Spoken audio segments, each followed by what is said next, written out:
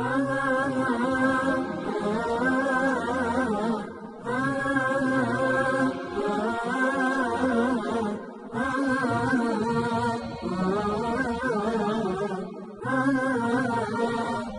لله رب العالمين والصلاة والسلام على نبينا محمد وعلى آله وسلم.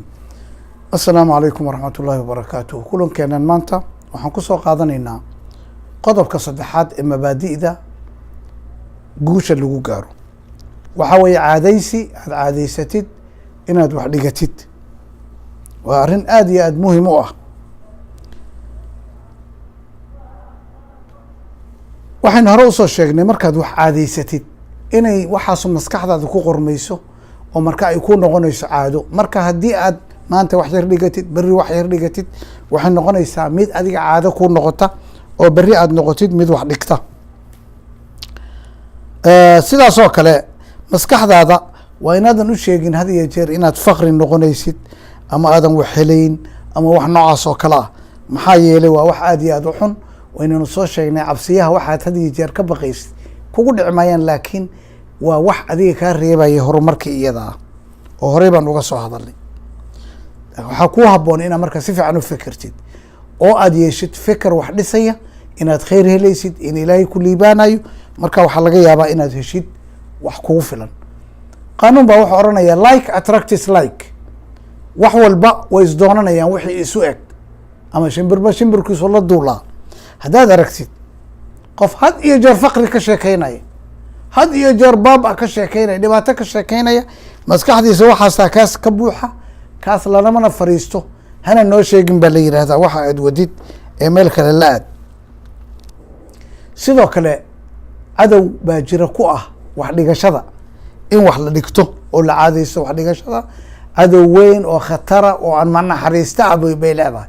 cadowgaas waa maxay? waa deynka. qofka deynka qabaa waa sidii qof addoon oo laleeyahay oo kale. badanaa qofka deynka uu cusleeyaa wuxuu isticmaalaa wax ka badan waxa isaga soo gala. aakhirkana arrintiisu waxay ku dambaysaa ama xarig ama wax la-aan ama ceeb. waxay yidhaahdaan carabtu deynku waa hamun bileyli wa dhullun binnahaari. habeenkii oo dhanna waad ka fekeraysaa, maalintii oo dhanna waad ka cabsanaysaa kii kugu lahaa inuu kaa soo horbaxo. deynkuse waa laba nooc. nooc waxaad u qaadatay inaad wax ku qabsatid oo wuxuu kugu galay tijaaro ama baac mushtari ama guri baa ku dhisanaysay ama wax hore ka ah. midna waxa weye midaad faajaysi iyo barwaaqo iyo cayaar aada u qaadatay. kan la diidayo waa kan dambe, midaad ma garanaysaa waxa naf lahayn, safar macno lahayn, tourism aad ku aaday ma garanaysaa, waxa naf lahayn, cunno aada u fara badan oo jirkaaga u baahnayn ku cuntay, waxyaalo badan oo aan naftaada ka ziyaada baahidaadii. taas way midda la diidayo. si aad uga hortagto cabsida faqriga, samey waxyaalaha soo socda.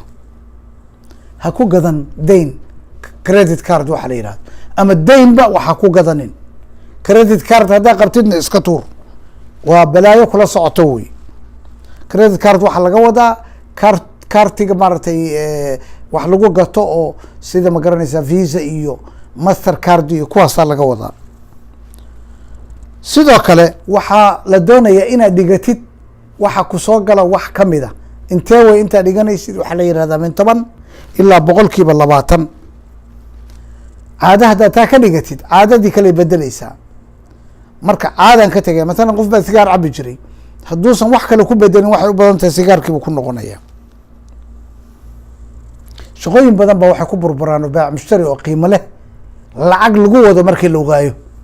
marka lacag kayda markay kuu taalo waxbaad qaban kartaa, adiguna sidoo kaa tahay.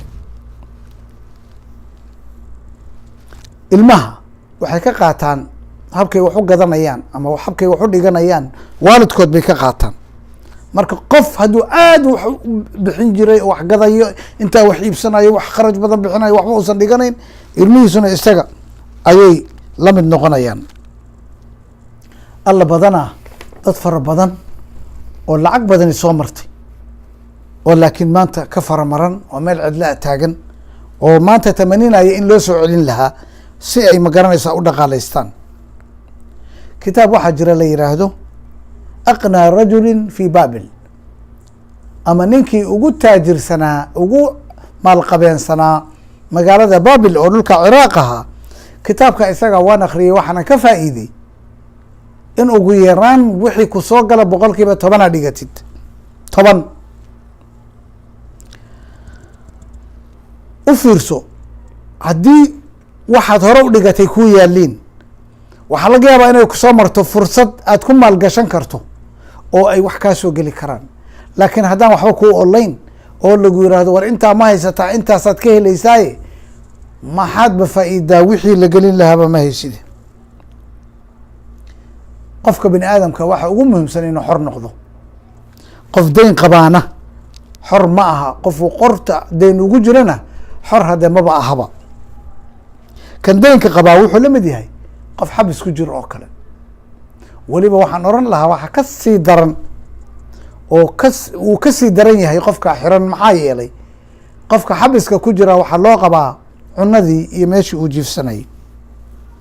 dardaaran, wax dhigasho la-aan waa caado xun.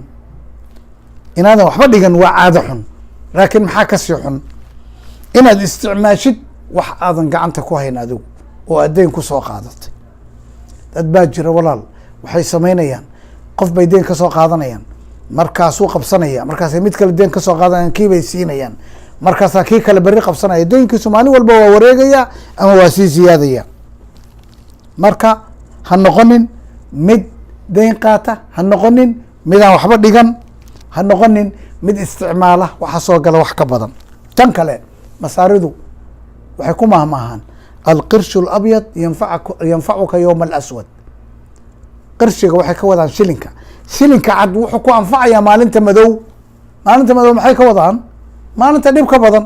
haddii marka shilinkiiba aadan gacanta ku hayn, maalintaadii madoobaad 2 mar bay sii madoobaanaysaa. walaal, waxaan u malaynaa inayna adkayn 10% waxa kusoo gala inaad dhigatid.